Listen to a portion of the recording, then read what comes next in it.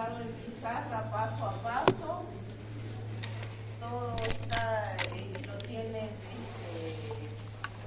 no lo van a tener en la página, lo tienen en la página, ya está desde hace una semana.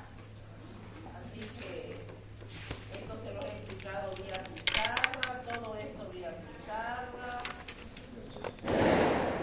Solamente que ese esquemita que yo se lo hice con glóbulos rojos, ¿no? Pues ya, papel de riñón en el equilibrio ácido-base es lo que nos faltaba para construir los mecanismos compensadores. ¿Cuáles eran los mecanismos compensadores? Tampones, respiratorio y renal. Los tampones vimos los intracelulares, cómo actúan las soluciones tampones, cuál es la ecuación de Henderson relacionada con ello, cómo actúa cada solución tampón, también lo hemos estudiado.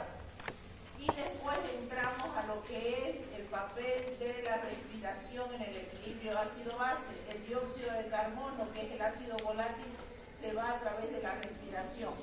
Y es a través de tres formas: transporte isohídrico, el otro era disuelto en plasma y, bueno, el segundo en realidad es carbamino, hemoglobina, y el tercero disuelto en plasma. Transporte isohídrico, ¿se acuerdan que lo vimos con los glóbulos rojos? Sangre arterial, sangre venosa, etcétera, etcétera. Y de ahí, cuando el dióxido de carbono se une a la hemoglobina y forma la carbaminohemoglobina. Y por último, el dióxido de carbono disuelto en plasma, que es muy bajo, 1.2 milimol por litro, que es el 1% aproximadamente. Ahora vamos a ver función del aparato renal frente al equilibrio ácido-base. Muy cortito, muy sencillito. ¿Qué es lo que eliminan los riñones? Los riñones eliminan los protones producto de los ácidos no volátiles. ¿Cuáles eran los ácidos no volátiles? Producto del catabolismo, hidrato de carbono, de proteína, de lípidos y alimentos ricos en ácidos y bases también, si quieren, así. Entonces, ¿cómo se eliminan esos compuestos? A través de los riñones. ¿Qué papel juegan los riñones en la regulación del equilibrio ácido-base? Primero, reabsorción de bicarbonato. ¿Una orina tiene bicarbonato? No.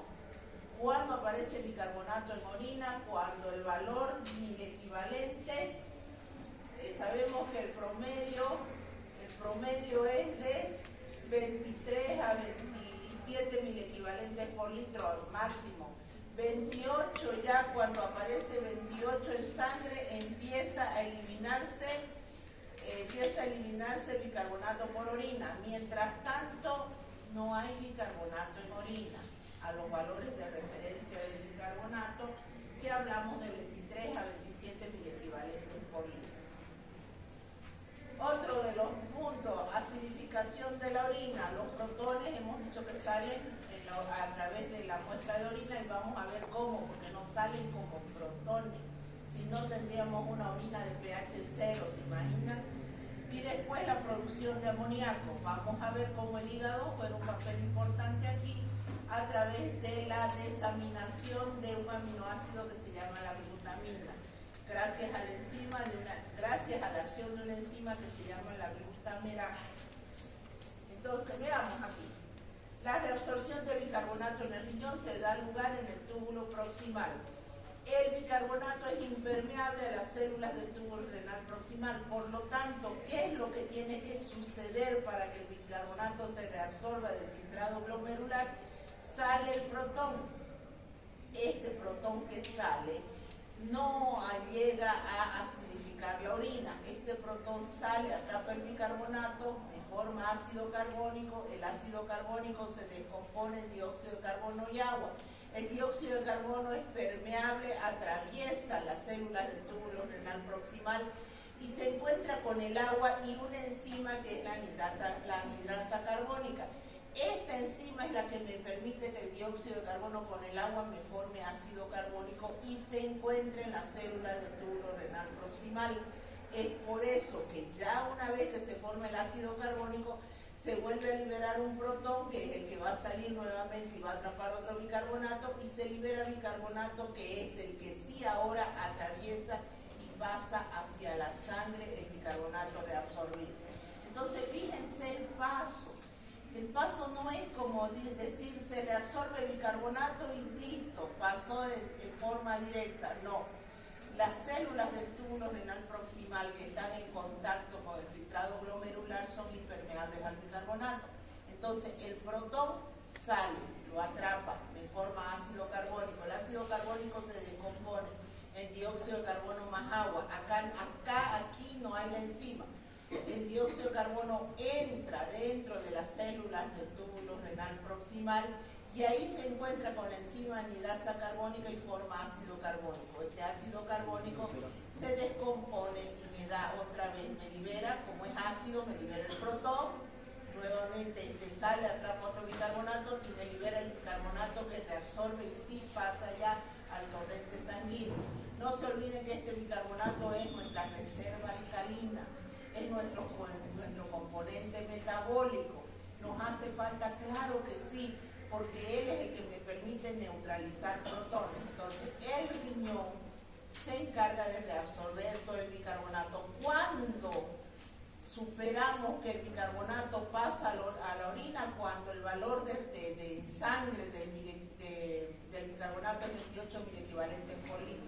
Mientras sea 23, 27 milequivalentes por litro la concentración de bicarbonato en el torrente sanguíneo, no hay bicarbonato en orina.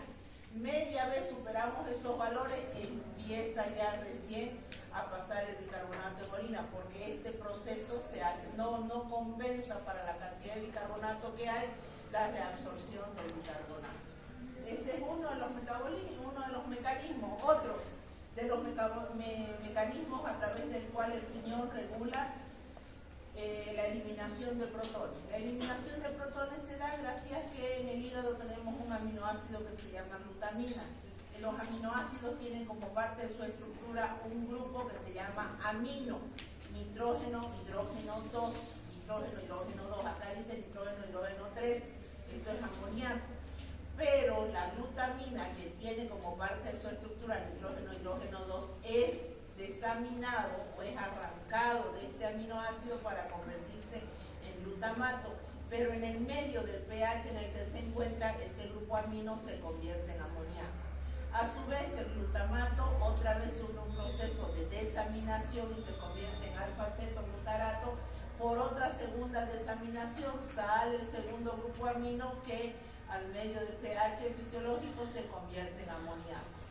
¿Qué sucede mientras tanto? Este amoníaco es una base, son bases, ambos sabemos que son bases. Por otro lado, a su vez, mientras se está dando este proceso, el dióxido de carbono difunde en las células de los túbulos proximales. ¿Y qué es lo que sucede? Se junta con el agua, está la enzima anhidrasa carbónica, me da ácido carbónico, el ácido carbónico se descompone en bicarbonato y protón.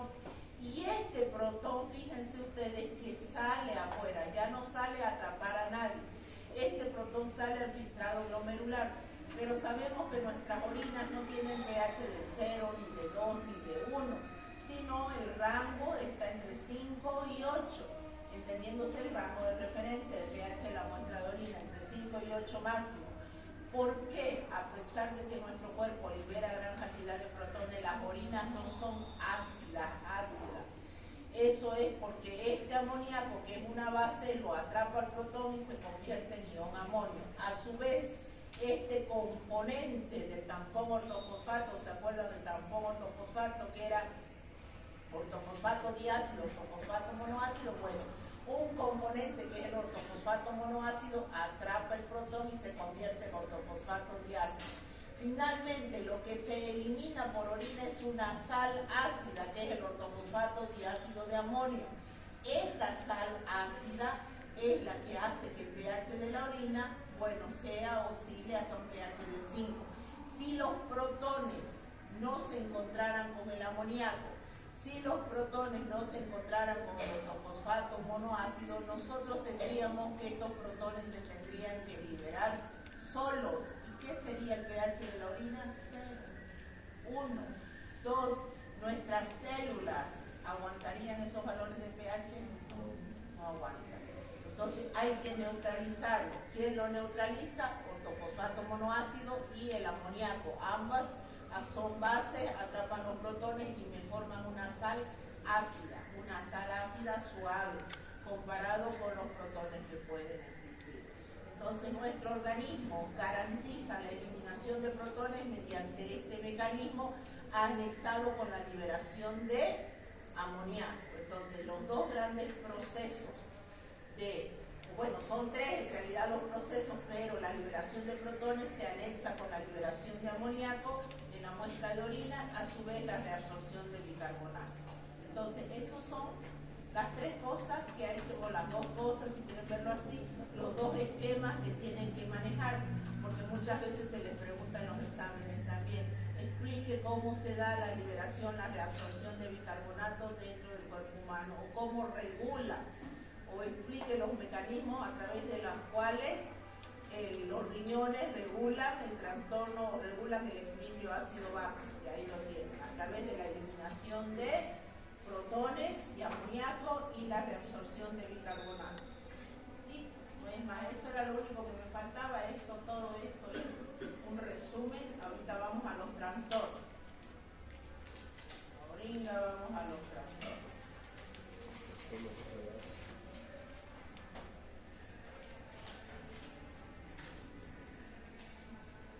Qué tranquilidad ahora comparada con la del otro día.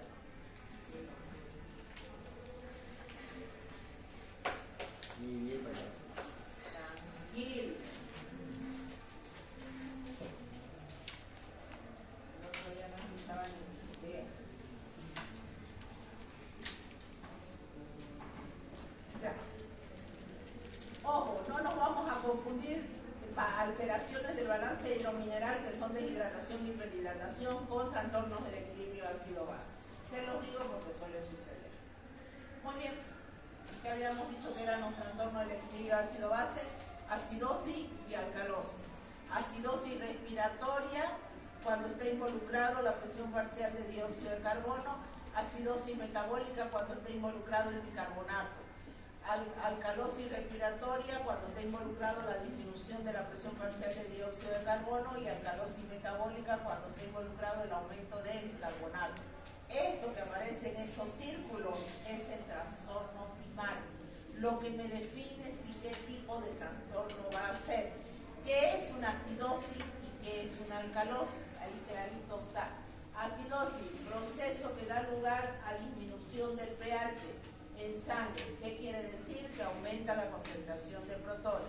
Alcalosis, proceso, no nos vamos a acordar de eso, todo el mundo en época de COVID andaba con el oxímetro apuesta.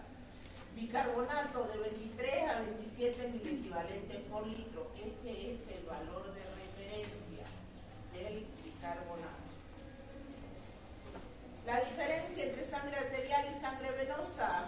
Aquí están en otras unidades en kilopascales. Esto está extraído, esto en kilopascales es extraído del libro del Baines.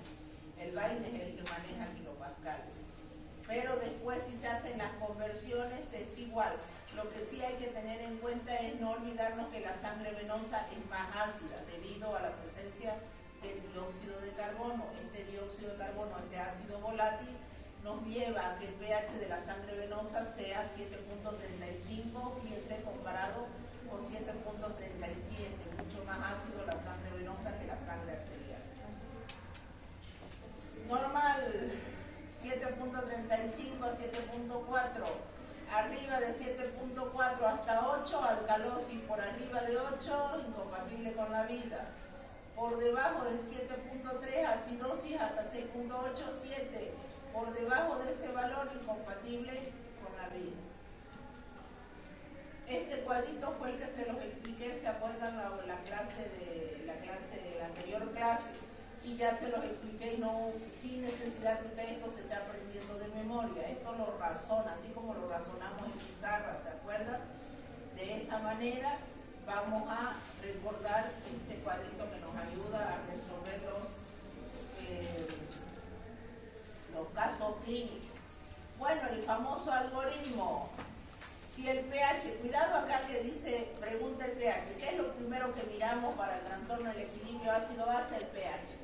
Cuidado, sí, que si el pH está dentro del rango y los valores están alterados, ¿qué decimos? Que está compensado, porque si no está, si el pH está alterado y todos los valores también están alterados, es un trastorno del equilibrio ácido-base no compensado.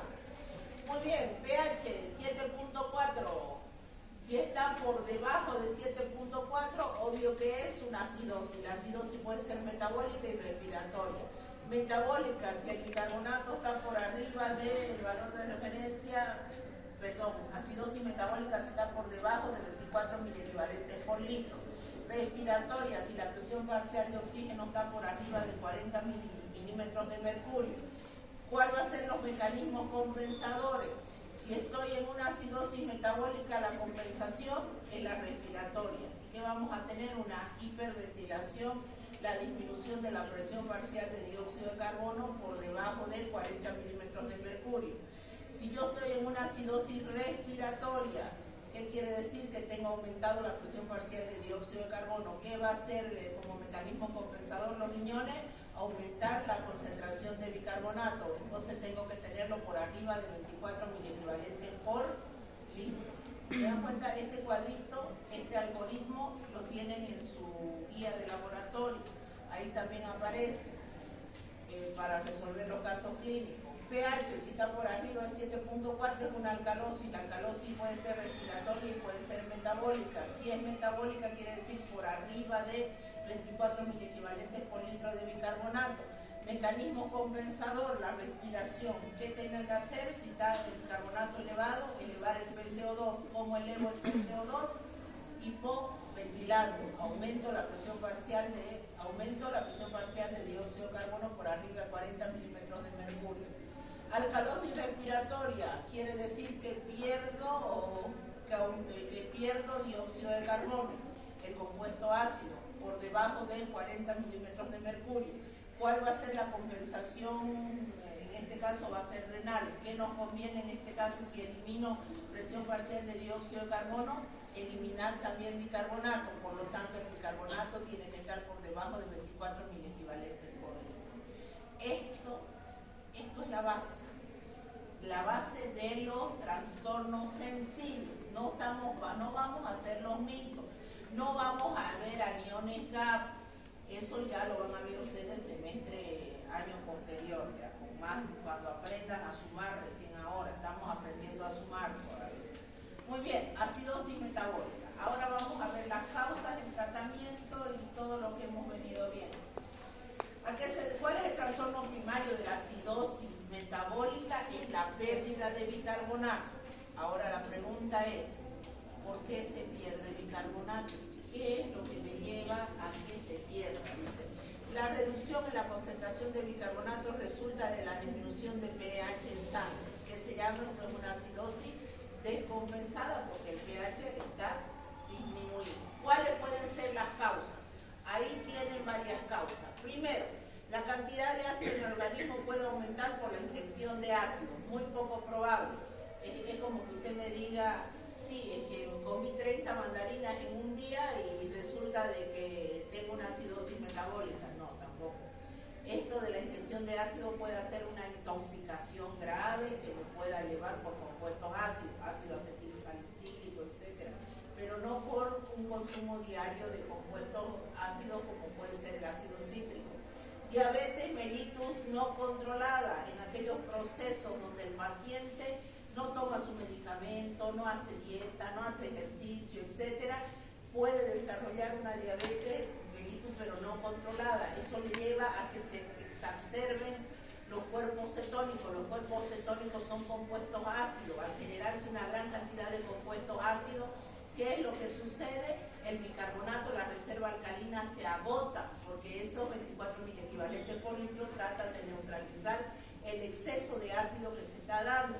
Entonces yo voy a tener que valores por debajo del valor de referencia. ¿Qué quiere decir eso? He agotado mi reserva alcalina.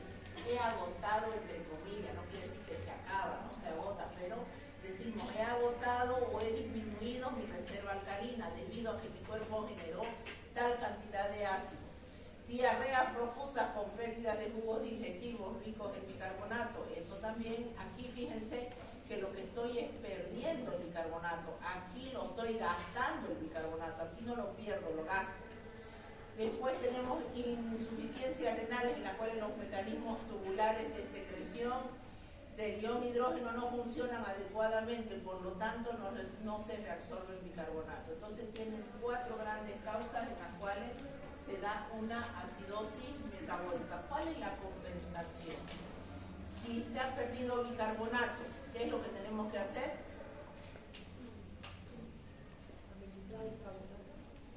Si se perdió bicarbonato, ¿qué hace nuestro cuerpo como mecanismo compensador?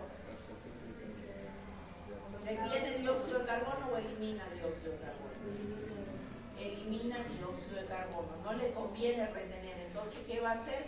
Va a hiperventilar. Y efectivamente, la estimulación del centro respiratorio con aumento de la ventilación pulmonar que tiende a disminuir la PCO2 y con ello disminuye la concentración del dióxido de carbono. La respuesta es del riñón. ¿Qué va a hacer el riñón? Porque tiene que hacer algo también. No se olviden que están trabajando los tampones aquí, están trabajando la parte respiratoria, que algo está pasando, y los riñones incrementa la eliminación de ácido. No le conviene retener ácido al cuerpo porque su reserva alcalina está agotada, y si es una diabetes mellitus, de seguro que va a tener orinas ácidas. Entonces, eliminación de ácido y amoníaco, esto para que se pueda eliminar esa orina ácida. Lo mismo, ¿se acuerdan que esto lo explicamos, pero esto es la inversa, ¿no? Esto es la inversa, quiere decir que nosotros le explicamos el bicarbonato para arriba y el PCO2 abajo, porque esto es la inversa.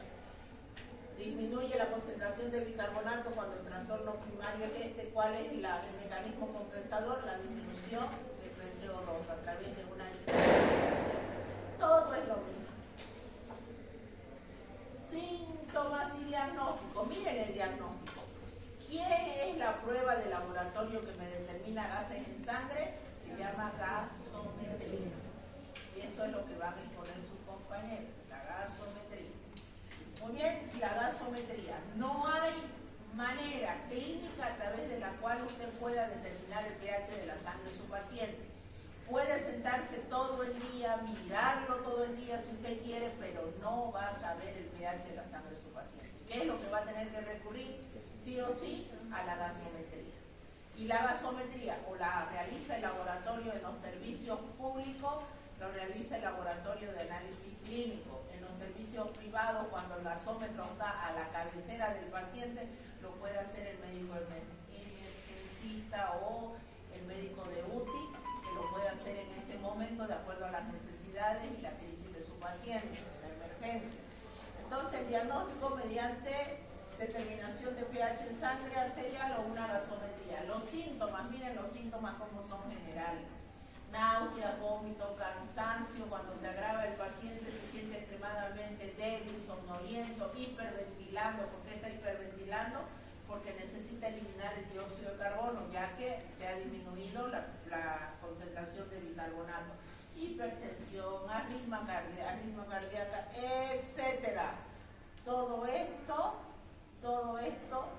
es general, no es característico de una acidosis, depende de la causa por la que su paciente ha llegado a la acidosis metabólica. Si la causa es una diabetes mellitus, de seguro de que tenemos una alteración relacionada con esa patología, muy diferente al que llega con diarrea profusa, intensa, debido a grandes pérdidas de líquido y de bicarbonato. El tratamiento, sí, se ha perdido bicarbonato, se le administra bicarbonato de sodio, así de sencillo. Administración de bicarbonato de sodio. Esta administración de bicarbonato de sodio le van a enseñar a ustedes a calcularla, porque no es nomás agreguémosle bicarbonato de sodio, sino se determina y se calcula qué cantidad de bicarbonato de sodio necesita el paciente de acuerdo a la pérdida generada o el grado de la acidosis metabólica que éste tenga. Nota clínica. La sobrecompensación de un trastorno del equilibrio ácido-base no tiene lugar de forma fisiológica. Sobrecompensación. El cuerpo compensa, pero no sobrecompensa. Se pasó de 7 puntos, estaba en 7.2 y se pasó a 8. No. Yo tengo 40 milimoles de protonio. ¿Ya? Está bien, 40 milimoles. Eso me hace que el pH de mi sangre sea 7.2.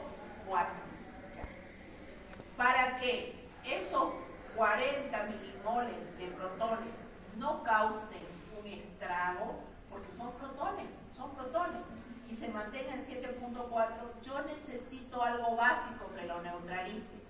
¿Quién lo neutraliza? El bicarbonato. ¿Y en qué concentración está? En 24 miliequivalentes, 23 a 27 miliequivalentes por litro o 24 miliequivalentes por litro. Entonces, 1 a 1. ¿Está bien? Un protón, un bicarbonato. Un protón, un bicarbonato. De repente, como yo tengo ácidos, los protones pueden ser origen de los protones que están en el jugo gástrico, por ejemplo, que son parte del pH de mi sangre. Entonces, si estos se pierden, ¿qué pasa con esto? Se aumenta. Porque si era 1 a 1 que se neutralizaba, si esto disminuye, esto queda suelto. Entonces yo por pérdida de protones alcanzo una alcalosis metabólica.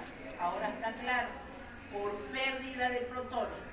Eso es uno. O porque yo a mi paciente, por sacarlo de una acidosis, le aumenté bicarbonato y lo llevé de una acidosis a una alcalosis. Esas son las causas de una alcalosis metabólica. ¿Estamos de acuerdo? Ahora está mejor. Por eso dice pérdida de protones. Por ahí usted dice, ¿qué tiene que ver que se pierdan protones para que el bicarbonato se eleve? Un paciente que ha llevado durante largo tiempo una aspiración nasogástrica postquirúrgica perderá jugo gástrico en grandes cantidades y de seguro que presentará entonces una alcalosis metabólica. Perdimos protones y apareció los bicarbonatos. Compensación. Si se aumenta un compuesto básico, ¿qué necesita que haga mi cuerpo? Que aumente otro compuesto ácido. ¿Quién lo tiene que aumentar? El PCO2. Entonces, ¿qué va a hacer el cuerpo? Va a hipoventilar. Hipoventila para que se aumente la presión parcial de dióxido de carbono. ¿Qué van a hacer los riñones? ¿Qué le conviene a los riñones? ¿Retener más bicarbonato? No. Eliminar bicarbonato, pero sí le conviene retener protones. Ahora sí le conviene retener protones para neutralizar esa basicidad. Entonces nosotros vamos a tener en la parte del riñón aumento de la excreción de bicarbonato. Ya lo necesitamos ir disminuyendo. Formación de amoníaco, se disminuye la excreción neta de ácido, se disminuye la excreción neta de ácido. ¿Por qué disminuye? Porque si esto se está perdiendo y esto está aquí, ¿qué es lo que necesito? Ganar ácido para que otra vez la relación sea 1 a 1. Y mi riñón, entonces, ¿qué le dice mi cuerpo a mi riñón? No elimines ácido, lo necesitamos para neutralizar este bicarbonato que está suelto. Entonces vamos reteniendo. Y lo peor, y si está en gran cantidad, entonces ¿qué es lo que le va a decir a los riñones? Eliminémoslo, la mayor cantidad de bicarbonato hay que eliminarlo para que tratemos de llegar a una concentración de 24 miliequivalentes por litro y logremos restablecer la cantidad de protones necesarios para restablecer el equilibrio de pH 7.4. ¿Se dan cuenta? Que es todo lo mismo. Muy bien, entonces ahí está el dibujito, lo que hicimos en pizarra, trastorno primario, aumenta la PCO2, etcétera, etcétera. Diagnóstico, nuevamente el diagnóstico, gases en sangre. No hay ninguna alteración que no sea gases en sangre. Tratamiento, si yo tengo una base, ¿qué tengo que hacer para neutralizar? Le agrego un ácido. ¿Qué ácido? Un ácido débil, no le vamos a poner por las venas pues ácido acético o ácido. Le echamos ácido ascórbico. El ácido ascórbico es un ácido débil, bastante tolerable por nuestro cuerpo, que lo que va a hacer, neutralizar la base débil de bicarbonato. Vamos a ver un caso clínico, que los casos clínicos en realidad se los voy a ir dejando porque tenemos una clase de laboratorio netamente de resolución de casos clínicos, pero veamos cómo van a hacer ustedes el enfoque. Hombre de 47 años, bueno, vayan leyendo. Un hombre de 47 años de edad llega a la clínica ambulatoria con historia de vómitos profusos, intermitentemente y pérdida de peso. Tenía taquicardia, disminución de la turgencia tisular, quiere decir que ya venía hasta deshidratado, disminución de la turgencia tisular, hipotensión y chapoteo de la succión abdominal. Una de las características, el pH en sangre era de 7.55, cuando ya me dicen que era 7.55, es un trastorno de acidosis o alcalosis. Si el pH es 7.55. Alcalosis. Alcalosis. Concentración del ion hidrógeno dice de 28 milimol por litro. Miren cómo bajó.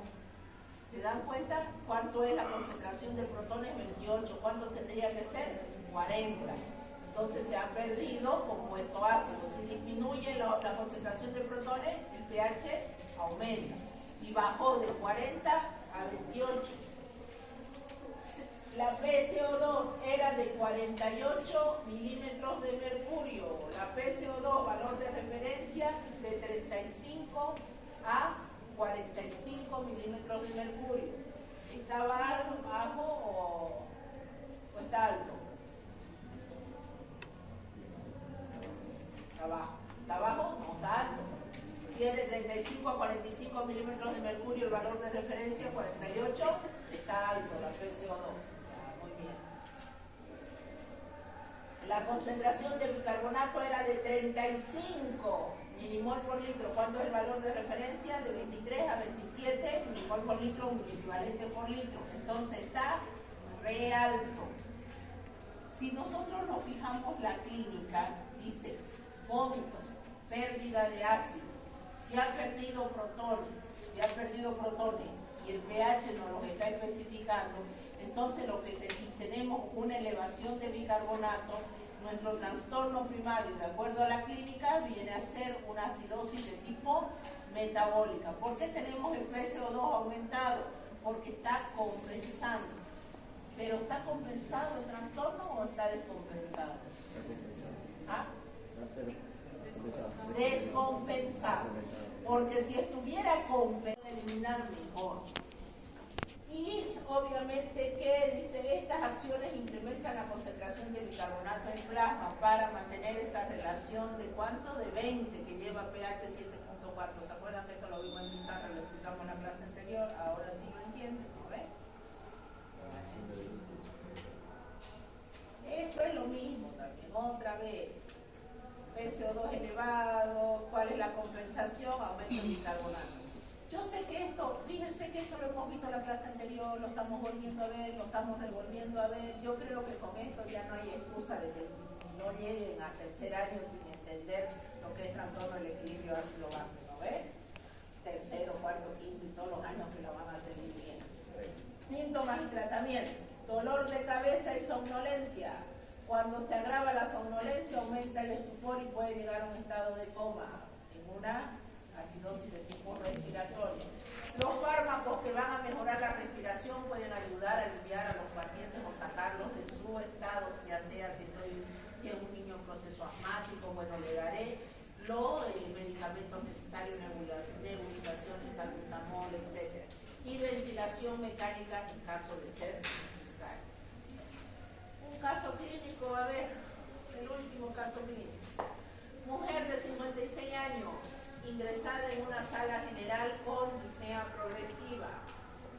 Había sido fumadora de 20 cigarrillos diarios durante los últimos 25 años y referida frecuentemente crisis de bronquitis invernal, característico. Las determinaciones de gases en sangre, PCO2, presión parcial de oxígeno, 45 milímetros de mercurio. ¿Cuánto era el valor de referencia del oxígeno?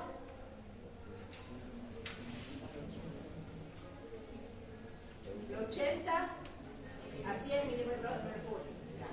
Entonces, ¿está bajo o está alto? Está bajo. Y yo pensando en los kilopascales. La presión parcial de dióxido de carbono de 53 milímetros de mercurio. Alta, ¿no es? ¿De cuánto a cuánto es? A 45 milímetros de mercurio. Entonces está alta.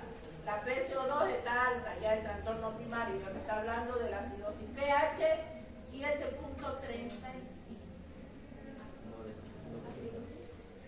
Prácticamente casi compensado. Está ligeramente baja. Concentración de iones hidrógeno 51, está un poco elevado. Lo normal, la referencia debería ser 40, entonces como está un poquito elevado, está a 7.35. La concentración de bicarbonato era de 35 milimol por litro, elevado. ¿Por qué elevado? Porque el mecanismo compensatorio. Para ver los intervalos, bueno, ir a la tabla tanto para ver los intervalos de referencia, ya lo hemos visto. Esta paciente tenía una exacerbación de la enfermedad pulmonar obstructiva crónica, por lo tanto presenta una acidosis respiratoria. La PCO2 era alta y su ventilación dependía probablemente de la hipoxia, la denominada estimulación oxémica, que me lleva a una acidosis respiratoria. Entonces, lo que de alguna manera hace el cuerpo es tratar de compensar. A pesar de todo, esta paciente fue tratada satisfactoriamente con oxígeno, una concentración del 28%. Esto también, esto lo van a calcular ustedes. ¿Por qué? Porque no es dar oxígeno nomás, no es una ventilación mecánica. Ustedes sabían que a un neonato, si le incrementan mayor cantidad de oxígeno de lo necesario, el oxígeno es generador de radicales libres. Los radicales libres destruyen a nivel del sistema nervioso central, provocando un neonato, un niño que no camina, provocando un niño que no habla, que está sordo, produce problemas a nivel de la vista, puede tener un niño ciego finalmente. Entonces, la cuantificación de oxígeno, esa la van a realizar ustedes y van a enseñar ya cómo se hace la cuantificación. No es nomás decir, se tiene un paciente en acidosis respiratoria con vía respiratoria obstruida, hay que someterlo a una ventilación mecánica en la cual se le tiene que administrar oxígeno. La pregunta es cuánto de oxígeno le va a administrar. No es nomás administrar oxígeno, porque se forman radicales libres y los radicales libres destruyen varias partes del tejido del sistema nervioso central. Bueno, este caso clínico se los voy a dejar para ustedes, es lo mismo, solamente que aquí van a ver algo.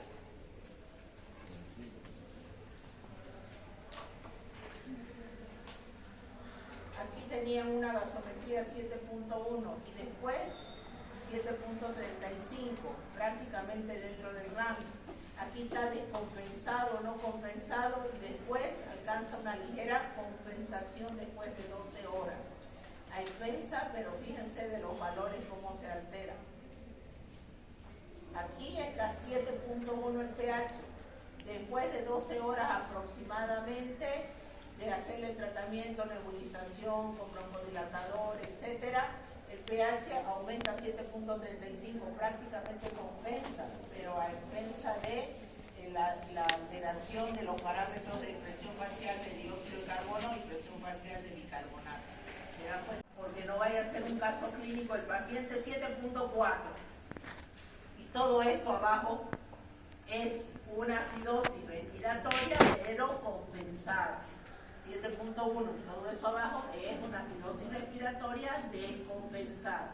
Y la clínica le establece cuál es el trastorno primario, porque ahí los dos están elevados. Entonces usted me dirá aquí, por ejemplo, los dos están elevados. Y usted me dirá, y al final si los dos están elevados, ¿cuál es? Pues entonces el primario. Los dos están elevados, ¿eh? Y para una acidosis respiratoria se dice que aumenta la presión parcial de dióxido de carbono. Y me dice, pero aquí también está elevado el bicarbonato. Los dos están elevados. ¿Cuál es? ¿Quién me va a delimitar? La clínica. Toda la parte que dice adelante. Paciente con vías obstructivas, paciente con toda la clínica que está adelante. Si le dice paciente que está con vías respiratorias obstruidas, con un enfisema, todas las causas probables que llevan a una acidosis respiratoria, usted no va a pensar que es una acidosis metabólica, ¿no ves? Si no hay pérdida de protones, en ese caso clínico, el paciente no está perdiendo protones. ¿Entienden a lo que les estoy diciendo? Ya. Bueno. Alcalosis respiratoria. La alcalosis respiratoria se presupone que alguna bibliografía no lo pone como patológico, lo pone como fisiológico, porque generalmente se restablece el equilibrio reabsorbiendo el dióxido de carbono producto de una hiperventilación en una bolsa de papel, de madera. Se respira en una bolsa de papel de madera y se reabsorbe ese bicarbonato, ese dióxido de carbono que se está perdiendo. Entonces, ¿cuál es el trastorno primario de una alcalosis respiratoria? La disminución de la PCO2 debido a una hiperventilación masiva. ¿Cuándo puede ser eso? En caso de estrés. Ahí tenemos hiperventilación, estimulación exagerada del centro respiratorio, procesos patológicos del sistema nervioso central, que se como una encefalitis, hipoxia acentuada, intoxicación por salicilato, pacientes ansiosos o histéricos, a los que le hace falta una cachetada, dicen, para poder tranquilizarlos. ¿Cuáles son los síntomas? Ansiedad, sensación de hormigueo en los labios y la cara, eso es nerviosismo, estrés, tengo que defender mi tesis, dicen, y entran en los nervios. Compensación, mayor excreción de bicarbonato en orina, claro, porque yo aumenté un compuesto ácido, o perdí, un compuesto ácido, ¿para qué voy a retener una base? Disminución en la excreción neta de ácido, ¿para qué? Si lo estoy perdiendo el PCO2. El diagnóstico, miren el diagnóstico. Observación de la persona y dialogando con ella. Por eso, alguna bibliografía lo coloca a este trastorno del equilibrio ácido-base como algo fisiológico, no patológico. Pero bueno, sí. ¿Y para ser fisiológico o patológico? Fisiológico. Tratamiento, a no ser que esté alguna patología marcada como una encefalitis, algo así, pero tratando. Respirar dentro de una bolsa de papel. Reducir la velocidad de la respiración, tratar de tranquilizarse para evitar la hiperventilación y retener la mayor cantidad. Bueno, ese es un caso clínico. Aquí, acidosis y alcalosis nuevamente. La acidosis puede ser por un choque, bronconeumonía, enfermedad pulmonar crónica, una acidosis. Una alcalosis, proceso de histeria, hiperventilación mecánica, aumento de la presión intracraneal, me puede llevar a un proceso de alcalosis respiratoria. Nota clínica. Cuando se interpretan los resultados de medida de las magnitudes del equilibrio ácido-base, la historia clínica del paciente es el factor más importante para determinar la naturaleza del trastorno, lo que le estaba diciendo. Estoy siendo clara. No es nomás agarrar los valores a seca, la historia clínica, para decidir si existe más de un trastorno. Hay trastornos mixtos. Nosotros solamente estamos viendo lo sencillo. Las magnitudes bioquímicas son el único medio de cuantificar la gravedad del trastorno o trastorno y el grado de compensación. Y ahí nuevamente lo mismo, eso se lo dejo para que es una tablita de resumen, media torcida la tabla, pero ahí la tiene. Es un resumen de todo lo que hemos venido a hablar. Listo, ahí terminamos porque ya todo esto, aquí están los tratamientos. ¿Y nuestro examen para cuándo? Para el 13, no, 17 de mayo, ya 17 de junio, para que pida el aula. Martes 17, lunes 17, ya. Lunes 17 de junio, entonces nosotros estaríamos rigiendo nuestro primer parcial. Tema del primer parcial: generalidades.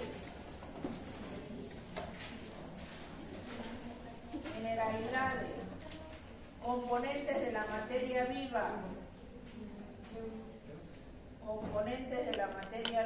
Metabolismo de agua y electrolitos. Eso es largo, ¿ves? Metabolismo de agua y electrolitos. Es largo. No le voy a decir todos los puntos, ¿ves? Pero ya sabemos. Agua, distribución, regulación, balance hídrico, estructura. Es largo. ¿Se acuerdan todo lo que hemos visto de agua? Electrolito, todo lo que hemos visto electrolito, alteración del balance hidromineral, deshidratación y hiperhidratación también entra, alteración del balance hidromineral. De ahí, equilibrio ácido-base y trastorno del equilibrio ácido-base. Tiene bastante. La información información ya está toda en plataforma. Toda en plataforma. No digan que estoy ocultando cosas, nada. Todo está en plataforma. Libro tiene, bibliografía tiene,